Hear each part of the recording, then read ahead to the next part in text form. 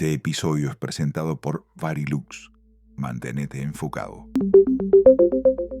Una salita refrigerada, 20 monitores, un señor con auriculares mira una pantalla y dibuja sobre la imagen congelada de un partido de fútbol una línea digital sobre la axila de un delantero. Esa línea atraviesa 3 milímetros de tela, 3 milímetros.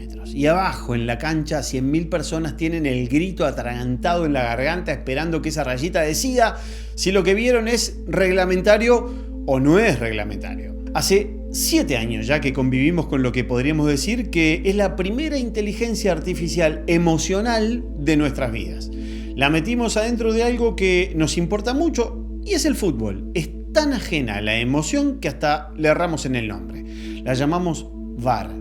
Y sin que nadie nos avisara, nos mostró cómo funcionaría todo después. El banco, el hospital, el juzgado, la oficina de recursos humanos. Esta es, de alguna manera, la crónica de un ensayo general que pasó en el fútbol, pero que nadie miró, que se expandía hacia otro lado.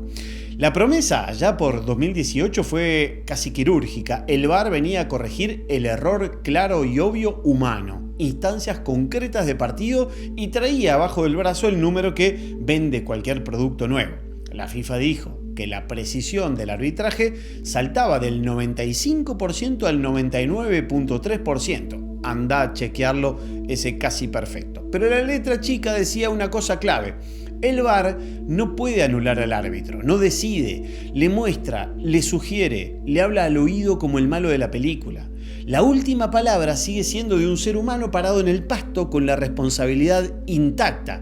Y ahora, encima, con una pantalla respirándole en la nuca.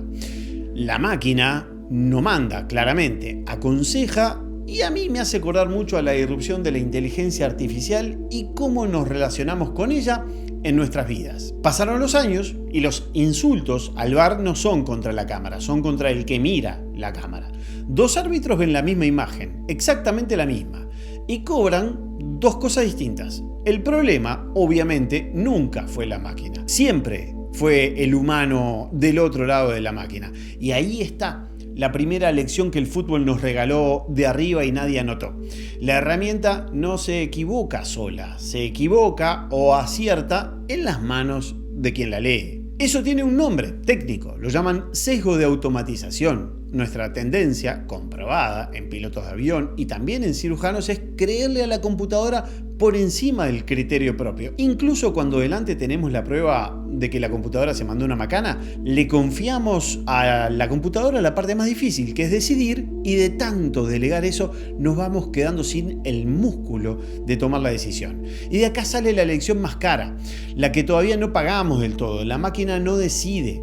Todo depende de qué hacemos con lo que nos da, con lo que escupe. Cuando un banco te niega un crédito y te dicen lo determinó el sistema, están haciendo el gesto del VAR. Esconder a una persona que decidió detrás de una pantalla que parece objetiva para que la culpa no tenga cara.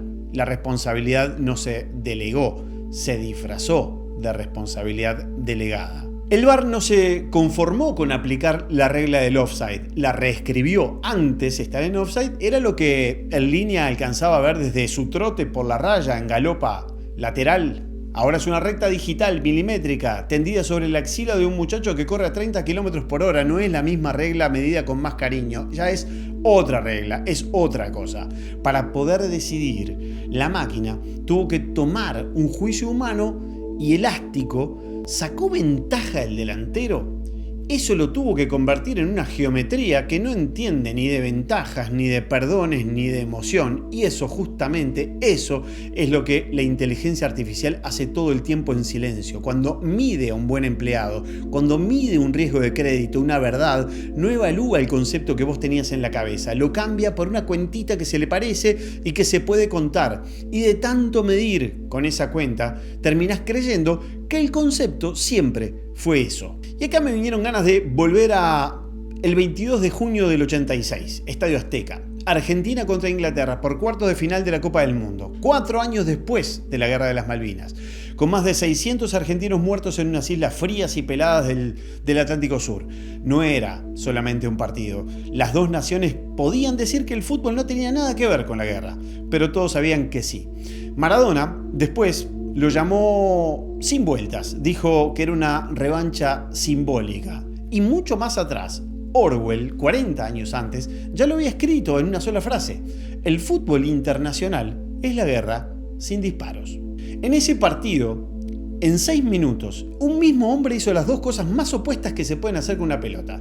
Primero metió la mano, la zurda, escondida, criminal y punzante, y empujó la pelota al arco. Y el árbitro no la vio.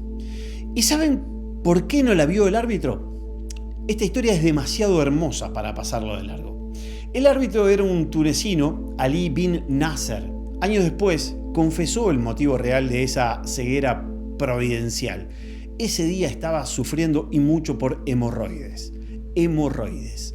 No era dolor de cabeza, no una insolación épica bajo el sol de México. Hemorroides, la parte más baja, más ridícula, más impronunciable de las enfermedades en el cuerpo humano. La justicia de una Copa del Mundo, el orgullo de dos países que 4 años antes se habían enfrentado en el campo de batalla y matado de verdad. La gloria y la infamia de un dios de barrio, todo eso colgó del hilo de un señor que esa tarde no podía sentarse porque no podía.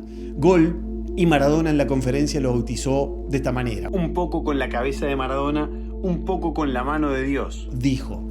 4 minutos después, tomó la pelota en su propio campo, se la llevó por delante, se llevó puesto a medio equipo inglés en una corrida de 60 metros que el planeta entero terminaría votando como el gol del siglo. El mismo tipo, la misma tarde, la trampa más descarada y el arte más puro y sutil, separados por el tiempo que demoramos en ir a buscar una cerveza a la heladera en un partido. Y entre los dos goles, sosteniéndolo todo, un hombre con hemorroides mirando para otro lado porque no aguantaba más.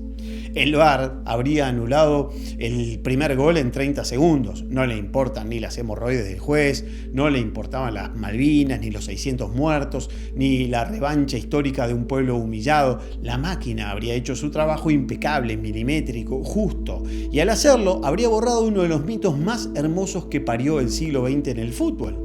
La camiseta de ese partido se remató en Sotheby's en 2022 por más de $9 millones. La vida le puso precio de obra de arte a una prueba de un delito, entre comillas, porque en el fondo sabíamos que esa mano no era una trampa, era un patrimonio del fútbol mundial. El VAR no entiende de eso, el VAR no sabe que hay errores que valen más que la verdad, ni que la justicia más perfecta del mundo a veces se la debemos a un árbitro que no se puede sentar porque está sufriendo. La máquina busca la exactitud y además la encuentra.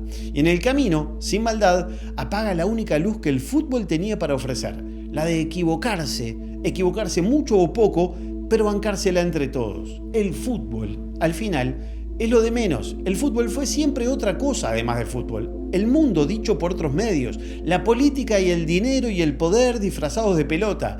Y si es verdad que ahí en esa canchita ensayamos en chiquito las pasiones grandes de la especie, entonces lo que pasó con el VAR no es asunto de hinchas nostálgicos contra el reglamento. Es el ensayo general de una revolución tecnológica en nuestras vidas. Porque durante 7 años, sin que nadie nos avisara, cientos de millones practicamos cómo se vive ahora con una máquina metida dentro de algo que amamos. Aprendimos a confiar y a desconfiar al mismo tiempo. Aprendimos a tragarnos lo dijo una pantalla, aprendimos sobre todo a no preguntar nunca quién fue el que leyó el resultado, y acá viene una de las funciones de verdad. El escenario ya no es una cancha con olor a pasto mojado, es un hospital, es un juzgado, una oficina de recursos humanos, la planilla que califica tu desempeño laboral cada trimestre y te muestra una flechita roja sin que sepas quién la dibujó, el escritorio del gerente que decide si finalmente te aprueban o no te aprueban el préstamo. Hoy la victoria o la derrota se puede medir por 3 milímetros de hombro. Imagínate tu banco, tu empresa, tu hospital y tu vida digital.